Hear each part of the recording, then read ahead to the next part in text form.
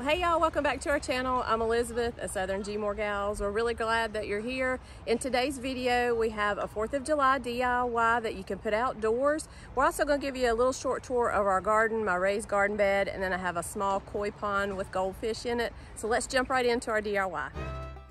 So my pot here I purchased from the Dollar General a couple years ago, and some of them have gotten torn up. I had 4 of these originally, so this is just kind of a odds and ends that I had laying around. So I don't really like that shiny silver kind of look anymore. So what I'm going to do is I'm going to spray paint this, and then we're going to put some stars in it just to make a little decoration for the 4th to have outside. I'm going to spray paint my flower pot this heirloom white spray paint, and I didn't put a real solid coat on here because I wanted some of that darkness to show through. And I don't know really even what this piece is called. It looked like a wreath from the Dollar Tree, but it just kind of pops together. It has that those little silver pieces on the end that hold it into this kind of spear shaped or that circular look. And that's what I'm going to put on top of the pot. And then I have these wooden stars. I had purchased 2 small packs of stars from Walmart and then the big star from the Dollar Tree. And I'm just using these little wooden skewers I got from the Dollar Tree, and I'm hot gluing the little stars on there. And I made 2 blue, 2 red, and then 2 white, and I just tried to randomly put some little designs on here, nothing real perfect. Then the big star here, I just put some painter's tape to make a little bit of a diagonal, and I cut out a piece of felt. I traced a star on there and cut that out, and kind of use it as a little stamp to make the black stars. And then down in the bottom of the pot, I put one of the little round styrofoam pieces from the Dollar Tree. So I want to show you here how I put my star in the center. There's a little piece sticking out almost like a little nail on the bottom, and on the top that's what's holding this piece together. And that's what, you can see it better here right there. There's a piece like that on the bottom. I took one of these wooden dowels that I hot glued my star onto, and the other end I just took a bread tie and twisted that around that little like nail piece that's sticking up to kind of anchor it in place. And then I used my hot glue gun and just kind of glued it up against there too so it would be straight. And then at the top, that little piece I was showing you, the little nail, I put a little bit of hot glue right there too just to keep it straight. And then I just took my little stars and I just stuck them down in the styrofoam. There you can see I have like a small, medium, and a large. So I have them on the small, medium, and large on each side. And make this really fun. I just wanted something festive to put outside, just to kind of decorate for the 4th. And I put the 3 stars, I put 3 on one side and then 3 on the other. I tried to put a red, white, and blue on each side. And then I'm going to go back. I found at the Dollar Tree they had some of this like garland or tinsel that has little stars on it. So I'm going to fill that into my pot so you can't see down in the bottom. And I just hot glued one of the stars there on the top. So I didn't use all of the stars, the small stars in that packet. I just used 7 of those stars. And here you can see everything together. I think this looks really cute. And the garland, it has some little stars there on it. And that's what I used to trace on the felt. I just pulled off one of those little stars and I traced that on the felt to make my little stamp there for my big star. Really cute, quick and easy to make, and budget friendly. So I'm going to give you a quick peek here, and then we're going to move on to show you my garden.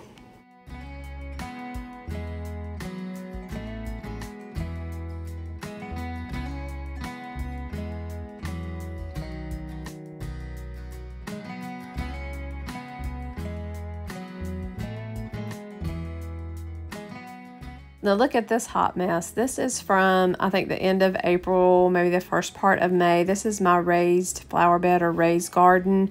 And I actually have it in a fence. I'm going to show you why we have this fenced in. There's a piece of wire running across here too, but this is before we got it all cleaned up. But we have it in a fence, and no, that's not a goat.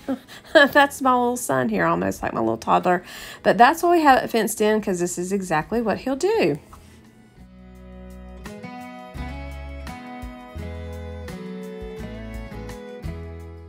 So this looks much better. We got all the weeds out, all the grass out, put some fresh dirt in here. But I just wanted to show you, you can see the piece of fence we have running across here. And we just got those little posts. I don't remember if we got those from Tractor Supply or from Walmart, but we just staked those in the ground and then ran the fencing across there. And that's just tied on with some zip ties. And this is a great way to put anything that you have that might run, because it can run up that fence. or we like to put tomatoes. If you put one on each side, then you don't have to stake them or use cages. You can just tie right to the fence. So here's my little tomatoes I was putting out, and this is about May 14th or 15th, and you can see these look kind of pitiful, but this is one thing for our garden that we actually bought plants for. Most of the other things we started from seed, but I just wanted to show you that German Johnson tomatoes are my favorite. So if you want something that's great to make a tomato sandwich with or tomato sandwich, these are a great choice. And they're more like a dark pink kind of tomato, but they get really big, great for slicing. So this is about the next week out. You can see they look so much better. And then moving forward, this is actually this week. I think I took these photos from about June 8th. So you can see my tomatoes have some little yellow blossoms in here. Won't be long, so hopefully in the next month we'll be getting some tomatoes. And in my raised garden bed here, I wanted to do something different. I wanted to have my own herb garden. So it's kind of pitiful right now. I'm hoping we move further along, but these are some chives that are coming up right here. You can see those little green pieces coming through.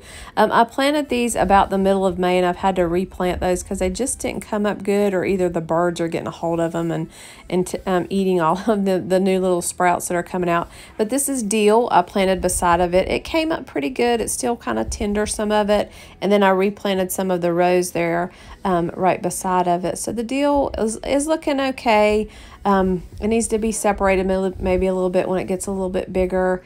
And then next to that, this is some basil, and it started pretty good there. We have a little clump there that needs to be separated too, but then I replanted some of it, so you can see there's some little bitty sprouts coming through.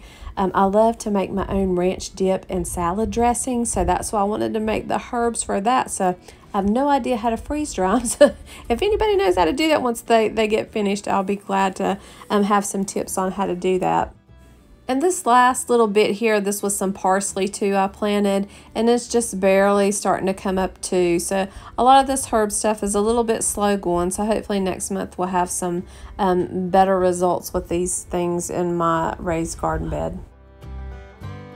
This is just for fun. I just wanted to show everybody, if you have a really small space and you want to have something that runs, and this is a great idea. This is a cucumber, and you can see it's just some fencing, and we have this in an old barrel that we cut and put some dirt down there, and that allows the cucumber to run up.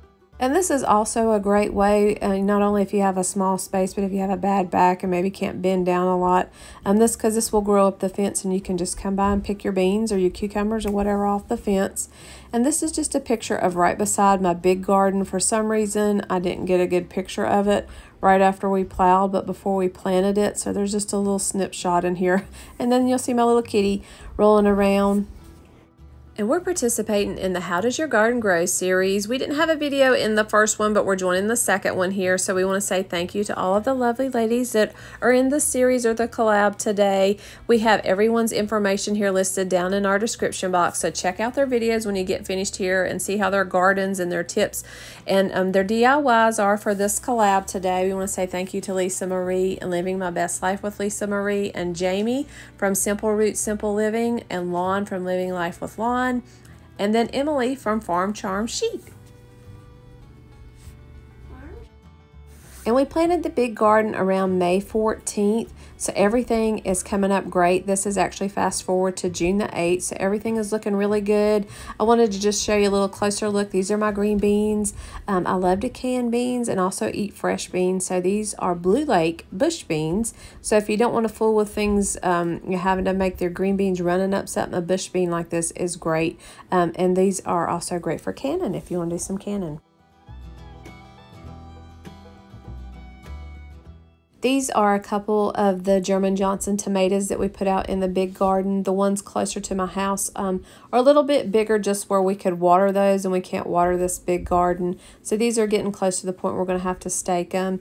And then we have squash, yellow squash, and this is zucchini. The zucchini here is really taken off, so by next month we'll be having squash, and hopefully we'll have some beans. We usually have green beans by the end of June or the first part of July. We also have a couple little okra plants. I planted okra for the first time, and then that was some cucumber plants. And then we've got a few cantaloupe and watermelon. They're a little bit slower for some reason. They've not grown quite as fast. They're over there on the edge. So no produce yet, but hopefully next month when you, if you tune in for my video in July, we'll have some fresh squash, zucchini, and some beans to show you. Maybe even a tomato or two. But let me move on, and I want to show you my little koi pond or my little goldfish pond. Now this is just the corner of our little fish pond. Most of these in here are goldfish. I do have one koi in here. He's a little bit bigger, and you'll see him come up when they start feeding. He's got a little orange head, and he's kind of gray and black. There he is right there in the top. A fish pond can be a lot of work, so definitely think about that if you don't have fish outside. It's really hard to keep the water clear. You have to change the filter out really frequently, and then if a frog gets in here, you'll make a mess. So that's always a challenge every spring to try to keep them out of there. But we leave these outside all winter, and they do great. It's really funny that, even in the wintertime, the top will have ice and look frozen on the top, but the fish will be fine down in the bottom. We don't have to move these inside. The kids love feeding them. They're really neat to see and watch, and it's really been cool to see how much bigger they've grown over time. A couple other pics of some flowers that are growing around our house. There's some black-eyed Susans here. Again, we want to say thank you to everybody that participated in the How Does Your Garden Grow series. Check out everyone's videos listed down in our description box. If you're new to our channel, Southern Gmoregals, we'd love to have you subscribe. Turn your notifications on so you don't miss next month's video that's coming out in July, and see our progress in our garden. Hopefully we'll have some fresh produce then. Maybe we'll have some canned green beans then we can show you. And we're newer to Instagram, so check out our Instagram channel. And I just wanted to leave you with this. This is actually a peach tree. So as many times as I've tried to plant a peach seed and nothing happens, it's really funny that these are some volunteers that just kind of popped up in a place where we throw some old food out. It's kind of like a scrap bin, and we have 2 peach trees or peach bushes that are coming up here, and you can see the little peaches here. They usually are just covered with peaches. This year we don't seem to have quite as many, but it really doesn't matter because the little critters around here, the squirrels and the raccoons and the possums, they'll pick them all off of here before they turn colors and get ripe. You don't really even get to get one off here to eat, but I thought it might be really neat to see one of them if you don't have any peaches growing close to you. And thanks y'all for watching. We hope you come back next time and join us in July and check out how our progress is doing at that time.